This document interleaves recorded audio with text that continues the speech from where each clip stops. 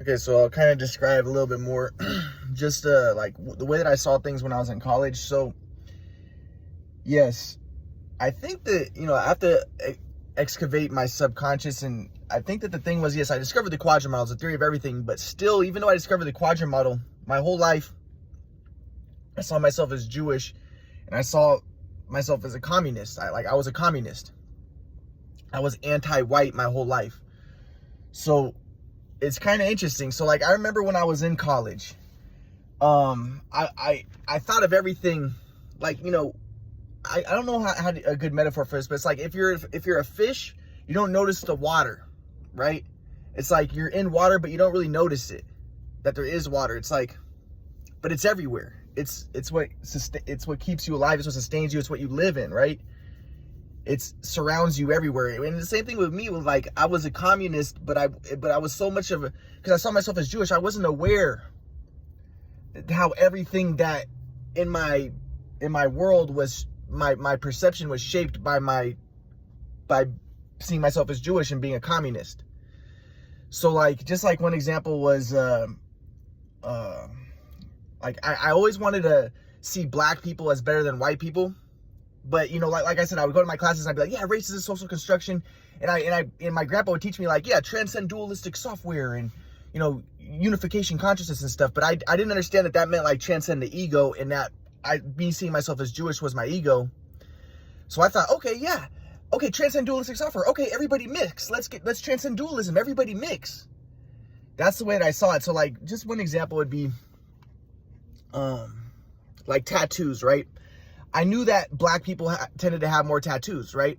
So I remember my grandpa, like I said, all my teachings that my grandpa would give me, I would incorporate it into my communist, anti-white frame of reference and way of viewing things. So, like, for instance, when I was in high school, I had a Jewish teacher who would teach, like, yeah, race is a social construction, and if white people grew up in the ghetto, they would be better at basketball than black people, and it's all about environment. And I wanted to really believe that, but really deep down, I know it wasn't necessarily that I really believed that. It was that I liked it because I'm like, yeah, black people can be doctors too. It's just the only reason why they don't is because of, the environment and white privilege, and, and that just had to do, according to Jared Diamond, because of environment, because the white people had the advantage of being in the Europe where there was an east-west axis, which allowed for agricultural revolution, and that allowed for the, a head start by the white people. But if it wasn't for that, it could have easily just been the black people. And there is no difference between black people and white people. But really, in my mind, seeing myself as Jewish, I'm saying this and I'm thinking this, but really I just wanted race mixing. And I want to be like, yeah, black people and white people are the same. Now race mix. Because I saw white people as a threat. And also I saw Jews as more black, and I wanted to defeat the white people. I saw the white people as the biggest threat, right? So just another example of that would be like, yeah, like with the tattoos. Like my grandpa would teach, he had a teaching like that there is no self. Everything, part of the flow is transcend the self. But again, I didn't understand that. I again incorporated that into my communist frame of reference, into my communist Marxist way of looking at things. So my grandpa would be like, yeah, there is no self. So I'd be like, yeah, there's no self. Okay, everybody mix. Because why do you care about if you're white or black? Just mix. Everybody mix. Because I wanted to defeat the white people, and I wanted the white people to mix. But like one example would be my grandpa taught like, yeah, there is no self. So like one example would be, if you incorporate my grandpa's teachings into it, it would be like, okay, a tattoo, my grandpa would say, confirms the illusion of the self. But at the same time, there's always paradoxes. Like it can confirm the self, but also it can represent a transcendence of the self, or a desire to transcend the self by putting on an embellishment onto the self. And it kind of can signify that you see yourself as more than just your body because you add a tattoo to it. It can be simultaneously confirming the body, but also can be a desire. It can represent a desire to transcend the body. Like my grandpa would teach that behind every aberration, there is a higher aspiration. And the higher aspiration behind the aberration of a tattoo would be the desire to transcend the self. Or even the awareness that there is no self, the awareness that there is no thing. But again, my grandpa would teach us, but now I look at it and I'm in I discovered the quadrant model at this point in college, but my grandpa would teach me these things, but still I was a communist. So again, I wasn't able to really truly understand my grandpa's teachings about transcending the self, transcend dualistic consciousness. I incorporated that into my communist frame of reference, and I'd be like, okay, yeah, transcend the self. Okay, there is no self, and everybody should mix. And then the other thing would be like the tattoos. The reason why I was, I remember I was talking to my cousin's friend about this. I'm like, yeah, tattoos represent a desire to transcend the self, but it's because, black people tend to have more tattoos more often. So I wanted to be like, yeah, tattoos aren't bad. Actually, the bad is good and the good is bad. Because I knew that like religious people or white people, in my impression, like white supremacists, they'd be like, oh, tattoos are bad, and the trashy black people get a bunch of tattoos because they're savages, and I'd be like, no, they're not, no, the tattoos, they represent a desire to transcend the self, and the good is bad and the bad is good, as my grandpa would teach. My grandpa would teach like, yeah, you could be good and conforming, but you might not actually be transcending the self. Like, you could be religious, but you might not actually transcend the self. But someone who's not conforming and is non-religious and who's bad, he can actually transcend the self, like by being in hypersexuality or criminality or whatever. He can get himself in trouble and then be more able to transcend the self, or he can even, by raising his level of aliveness, transcend the self and get in the flow. So I wanted to uproot everything and kind of overturn the normal logic of looking at things, as my grandpa was kind of what I thought that my grandpa was kind of teaching, and be like, okay, the bad is good and the good is bad. So the black people who have a bunch of tattoos, they're actually closer to the flow because they're not in conformity, and conformity is not the flow. And another example of that would be like basketball. Like my shot, I was the best shooter in the country, according to a lot of people, because I wasn't aware of what I was doing, and I did not do what the coaches taught to do. I shot, quote unquote, sideways, and coaches don't teach that. So I wasn't in conformity, and therefore I was more in the flow. So I'm like, yeah, being bad is actually closer to the flow than being good. So I wanted to uproot everything. And again, why did I want to do that? Because, again, I saw like the religious people, the white supremacists, the Christians, they wanted to be like, oh, the white people are good and the Jews are the bad ones, the Jews are evil. But I wanted to be like, no, the Jews were bad, yes. In the Bible it says they're bad and they don't believe, but actually not believing is closer to the flow. So they're actually the ones closer to the flow. They're the ones who are actually closer to the truth. And I wanted to make the Jews the good guys. They're the ones who are closer to the flow by not believing. And that's why they're the chosen ones. So really, in the back of my mind, everything was shaped by my seeing myself as Jewish and wanting to overturn and uproot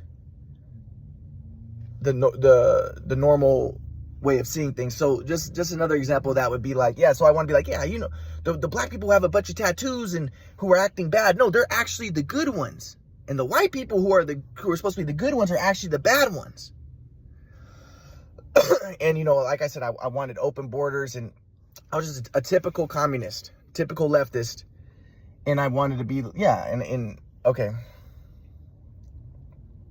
So, and I wanted to be like, yeah, black people, they're just as smart as white people, and IQ doesn't matter. And it's just environment. The only reason why black people are more into sports and white people are more into academics is because of environment. That's the way that, the environment and culture. But if we could overturn that, then, black people would be just as good at academics and white people would be just as good at sports. But really, I just wanted mixing. I wanted to dissolve black and white, and I wanted mixing because I saw myself as Jewish, and I think I saw white people as a threat.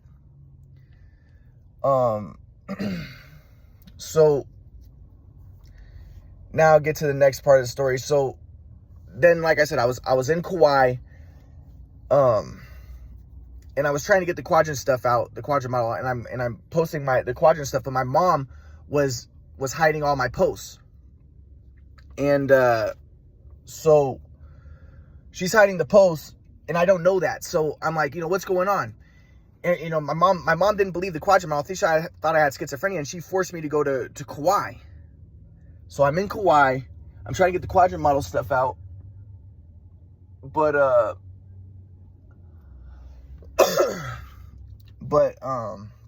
I don't know, realizing my mom's hiding on my posts. And then I'm talking to my grandpa. My grandpa's trying to make me do the, mop the floor. And, my uncle's like, Ryan, your parents thought you were going to be an NBA you thought you were playing the NBA and you're going to be a star basketball player, but that didn't work out. And they did everything for you. And you never learned how to do anything. Like, you never mopped the floors. You never learned how to do anything. But we're not going to take care of you. So you got to get a job because, you thought you're going to be your family thought you're going to be a pro basketball player. They never taught you how to do anything. And, they took care of you in every way. and now you still expect people to take care of you, but me and your grandpa are not going to take care of you. And again, my grandpa was a big Ayn Rand fan, and he was like the opposite of a communist. So it's ironic because I was such a communist, and I would try to manipulate my grandpa's teachings into a communist lens. But then my grandpa basically was a Nazi white supremacist. He was an Ayn Rand fan, but he's not really, and I'll get into that, but he's not really a Nazi. But I saw him as a Nazi. But then, I'm with my grandpa, and he's like, yeah, we're not going to take care of you, Ryan. We're not going to give you handouts. You got to get a job and, mop the floor. So he had me mopping the floor, but I didn't know how to mop a floor. I never mopped the floor before. My grandpa was like, you don't know how to mop a floor? And I was like, no, I'd never done this before. My grandpa was like, God, you are a parasite. And I was like, Grandpa, that's not cool, man. I was like, the Nazis called Jews parasites. Like, you calling me a parasite, that's kind of weird. Like, please don't do that. My grandpa was like, the Jews were parasites in Germany. And I was like, okay, my grandpa is a Nazi, And then my uncle was like, yeah, Ryan. My uncle was like, Ryan, the Jews hate us. The Jews, that's why they call us Germans. Because he said, they want to make... They want to say, really we're Deutschland. We're not Germans. The reason why they call us Germans is because they want to equate us with germs because they want to extinguish us. And it's so ironic that my grandpa's saying this because that's the way I actually was my whole life. I did want to extinguish the white race. So, but at the same time, like, again, I couldn't see it. In my mind, I'm like, oh, you guys are evil white supremacists. Oh, I hate you guys. But they were right. They were being accurate to the way I actually was. So it's ironic, but... So then I was like, oh, forget you guys. And then, like I said, I was studying the Bible with my grandpa.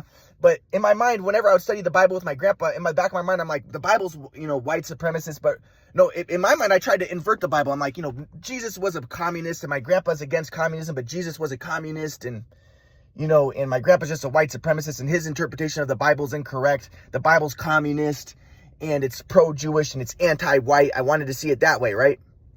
So I told my grandpa, I was like, Grandpa, you are actually incorrect. I'm actually a communist, and I told my grandpa, I'm a communist, dude. I don't believe in your transpersonal psychology teachings, but now I know it's metapsychiatry. I told him I'm a communist. So then my grandpa was mad at me. My grandpa's like, okay, I'm not going to teach you anymore. I'm done teaching you. So I'll get more into it in a little bit.